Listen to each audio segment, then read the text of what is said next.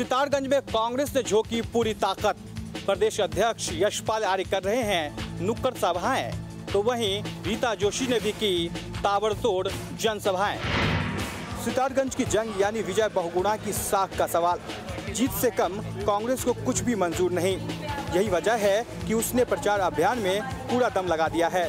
उत्तराखंड कांग्रेस के प्रदेश अध्यक्ष यशपाल आर्य ने सितारगंज के अनुसूचित जनजाति के थरू 8 इलाके के 12 से ज्यादा गांवों में नुक्कड़ सभाएं की और विकास के नाम पर मुख्यमंत्री के पक्ष में वोट मांगे। विजय बहुगुणा की बहन और उत्तर प्रदेश कांग्रेस के अध्यक्ष रीता बहुगुणा जोशी ने भी सितारगंज के अलग अलग इलाकों में जनसभाएं की। उनके साथ कैबिनेट मंत्री इंदिरा हृदयेश और हरीश चंद्र दुर्गापाल भी मौजूद थे। पूरा कांग्रेसमय है सितारगंज, और जहां भी पिछले दिनों में एक कांग्रेस के चुनाव प्रचार में जहां भी यशपाल आर्य गया है, जनता का रुझान कांग्रेस की ओर है। इस क्षेत्र की जनता विकास चाहती है और खुशहाली चाहती है। रोजगार यहाँ पर नहीं है, नौजवान रोजगार चाहते हैं और सभी धर्मों के लोग, जातियों के लोग, हर मजहब के लोग कांग्रेस पर विश्वास और आस्था व्यक्त कर रहे हैं। और माननीय मुख्यमंत्री जी के चुनाव लड़ने से यहाँ की जनता में अपार उत्साह है और सबका यही मानना है कि माननीय मुख्यमंत्री जी के चुनाव के बाद यहाँ पर विकास की तस्वीर बदलेगी। कांग्रेस विकास के नाम पर वोट मांग रही है और विपक्षी दल बीजेपी किरण मंडल की सीडी के भरोसे ये जंग जीतने की जुगत में है। बांदा की चरखारी सीट से बीजेपी विधायक उमा भारती की जान को खतरा। भोपाल स्थित आवास पर लगे लैंडलाइन फोन पर आ रहे हैं धमकी भरे फोन। यह है भोपाल के श्यामला हिल्स स्थित बीजेपी विधायक उमा भारती का घर, जहां तैनात सुरक्षा कर्मी आजकल हैरान परेशान हैं। वजह है इस घर पर लगे लैंडलाइन फोन पर उमा भारती के लिए लगातार धमकी भरे फोन आना। पुलिस के मुताबिक श्यामला हिल्स उमा भारती के लैंडलाइन फोन पर पिछले 2 दिनों से अज्ञात व्यक्ति फोन कर रहा है। वहां तैनात सुरक्षा कर्मी जब भी फोन उठाता है तो उमा भारती को चाकू मारने और गोली मारने की धमकी दी जाती है। उमा भारती के आवास पर तैनात सुरक्षा कर्मी ने श्यामला हिल्स थाने में गुरुवार को इस मामले में शिकायत दर्ज करवाई है। सहायक से एक पत्र प्राप्त हुआ था इस कार्यालय में कि उनके एक मोबाइल पर एक पर्टिकुलर सिम नंबर से उनको अश्लील और जान से मारने की धमकी दी जा रही। इस पर पुलिस अधीक्षक को, वरिष्ठ पुलिस अधीक्षक को कानूनी कार्रवाई करने के लिए लिखा गया था। इस पर श्यामला हिल्स में अपराध पंजीबद्ध।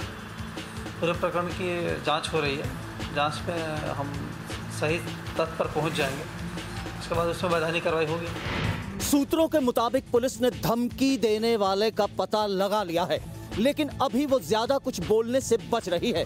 फिलहाल वो शख्स अभी गिरफ्तार नहीं किया गया है। गंगा की अविरलता से जुड़ी मांगों पर मिला भरोसा तो खत्म हुआ वाराणसी में चल रहा तपस्वियों का अनशन। पीएम का संदेश लेकर पहुंचे कोयला मंत्री श्री प्रकाश जायसवाल। वाराणसी के मंडली अस्पताल में गंगा की अविरलता को लेकर महीनों से चल रहा कई तपस्वियों का अनशन खत्म हो गया। प्रधानमंत्री का संदेश लेकर वाराणसी पहुंचे कोयला मंत्री श्री प्रकाश जायसवाल ने भरोसा दिलाया कि गंगा सेवा अभियान की मांगों पर विचार के बाद उन्हें चरणबद्ध तरीके से पूरा करने पर फैसला हो गया है। जायसवाल ने पहले शंकराचार्य स्वामी स्वरूपानंद सरस्वती से मिलकर उन्हें इसकी जानकारी दी और फिर उनकी पहल पर मंडली अस्पताल में चल रहा तपस्वियों का अनशन खत्म हो गया। तपस्वियों को पानी पिलाकर शंकराचार्य और कोयला मंत्री ने उनका अनशन खत्म करवाया। जब महाराज जी हमारे साथ चल रहे हैं तो सारी चीज़ें पॉजिटिव हैं। चलिए वहीं अस्पताल में बताते हैं। अब कुछ अस्पताल के लिए भी तो रखिए। देखिए, चरणबद्ध तरीके से जहाँ तक गंगा की बात है, जिस तरह से हमारे महाराज श्री चिंतित हैं, उन्होंने कहा है कि हम लोग क्रमशः गंगा को अविरल और निर्मल बनाने के लिए कृत संकल्प हैं। इस प्रकार की जो भावना है और ये कहना कि हम क्रमशः जो आपकी भावना है उसको पूर्ण करेंगे, इससे होना तो। केंद्र से मिले भरोसे के बाद तपस्वियों का अनशन खत्म हो गया। अब ये देखना दिलचस्प होगा कि सरकार इस भरोसे पर कितने दिन में खरी उतरती है। अब जीवन रक्षक दवाओं पर पड़ी महंगाई की मार, महंगा हुआ इलाज, 15 दिनों में 4 गुना तक बढ़े कई दवाओं के दाम। जीवन रक्षक दवाएं महंगी नहीं होने के सरकार के दावे के बावजूद कुछ दवा कंपनियों ने दवाओं के दामों में 4 गुना तक बढ़ोतरी कर दी है।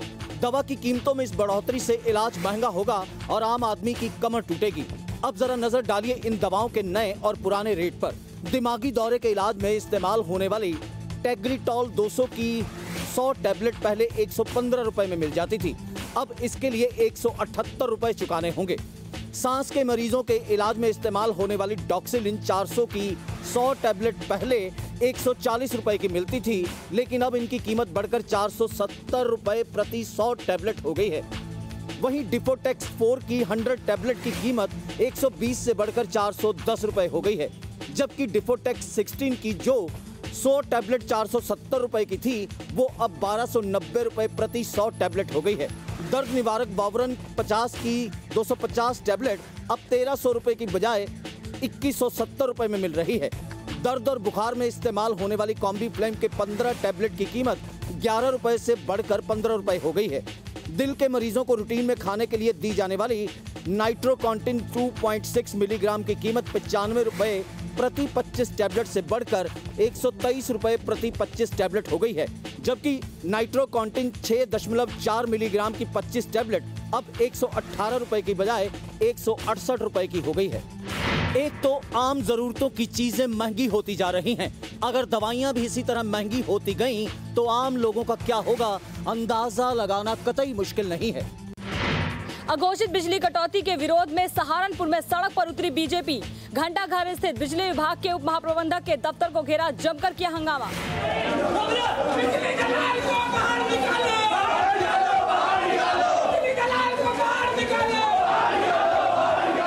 बीजेपी के कार्यकर्ता गुस्से में हैं, हजारों की संख्या में सड़क पर उतर आए हैं। शहर में जुलूस निकालकर पहले सपा सरकार के खिलाफ जमकर नारेबाजी की गई।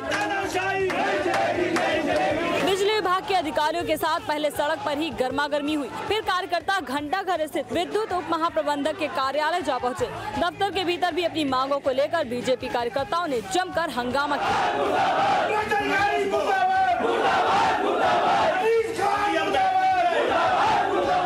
अधिकारियों को जो हमने ज्ञापन दिया है, जो अपनी मांगे उनके सामने रखी है, उन्होंने कहा है कि आपकी मांगों पर हम पूर्णतः कार्रवाई करेंगे। जो शासन स्तर की है उसके लिए शासन स्तर पर प्रयास किया जाएगा, जो नगर स्तर पर है उसको यहाँ पर सुधारा जाएगा, और यदि ऐसा नहीं हुआ तो भारतीय जनता पार्टी फिर आंदोलन करेगी। आंदोलन लगातार जारी। बिजली के अलावा बीजेपी ने कानून व्यवस्था को लेकर भी सरकार को चेतावनी दी है कि अगर इसे सुधारा नहीं गया तो उग्र आंदोलन करेंगे। इंसानों के बाद अब जानवरों पर टूटा रफ्तार का कहर। नोएडा एक्सप्रेसवे पर तेज रफ्तार ट्रक ने 2 हाथियों को मारी टक्कर, एक की मौत, एक बुरी तरह घायल।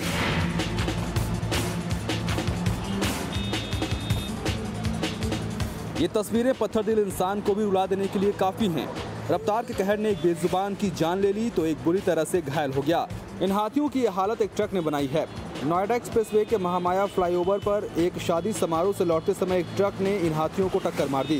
टक्कर इतनी जबरदस्त थी कि एक हाथी की मौके पर ही मौत हो गई, जबकि दूसरा गंभीर रूप से घायल हो गया।